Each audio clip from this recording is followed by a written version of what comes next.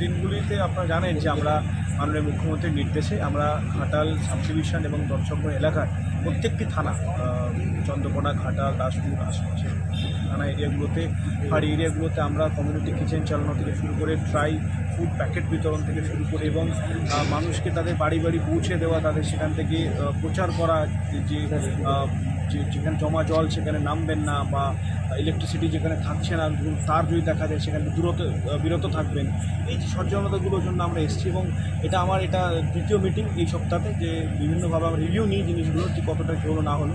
আমরা community kitchen যেগুলো চলছে আমাদের সাব ডিভিশনে 21টা কমিউনিটি কিচেন চলছে। আপনারা জানেন যে আমাদের জেলার বিভিন্ন প্রান্তে পুলিশ নৌকা নিয়ে গিয়েও সেখানে খাবার পৌঁছে দিচ্ছে যারা আমাদের বন্যা দুর্গত যে নিচু যে এরিয়াগুলো আছে।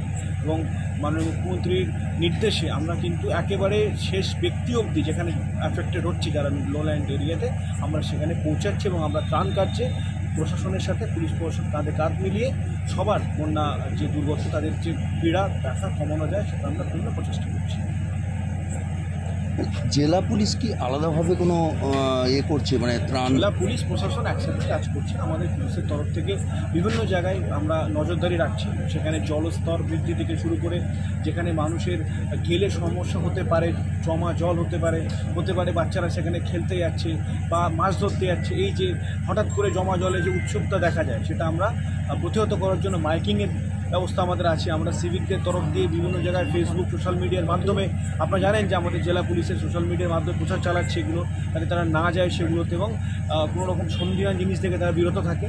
আর তার সাথে সাথে আমরা গ্রুয়েল কিচেন্স এবং আদার্স যে আমাদের ব্যবস্থাপনাগুলো থাকছে, এটা আমরা সবাই মিলে যে মানুষ যারা এই বন্যা উদ্ভূত পরিস্থিতিতে মানে দুর্গতদের সঙ্গে আমরা এটা আছি এবং আমাদের সরকার, পশ্চিমবঙ্গ সরকার সর্বতভাবে তাদের সঙ্গে আছে, এইভাবেই আমরা তাদের সঙ্গে থাকবো এবং যতটা সম্ভব তাদের দুঃখকে আমরা উপশম করতে পারি তার ব্যবস্থা আমাদের জেলা পুলিশ তরফ থেকে করছে।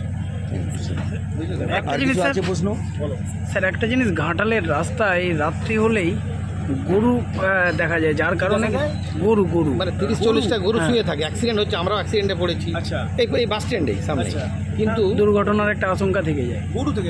জানা ছিল না, মাঝে মধ্যে ড্রেনে পড়ে যায় গরুগুলো, উদ্ধার করতে দমকল কর্মীকে আসতে হয়। এটা আমাদের যে বিএলডিও দপ্তর আছে আমাকে ইনফর্ম করতে হবে। আমি তো বলার কিছু নেই, আমাকে ডিটেলসে দাও, আমি দেখছি কীভাবে। কারণ অ্যাক্সিডেন্ট হয়, আমরাও অ্যাক্সিডেন্টে পড়ি, টার্নিংয়ে গাড়ি ঘোরাতে গেলেও অ্যাক্সিডেন্ট।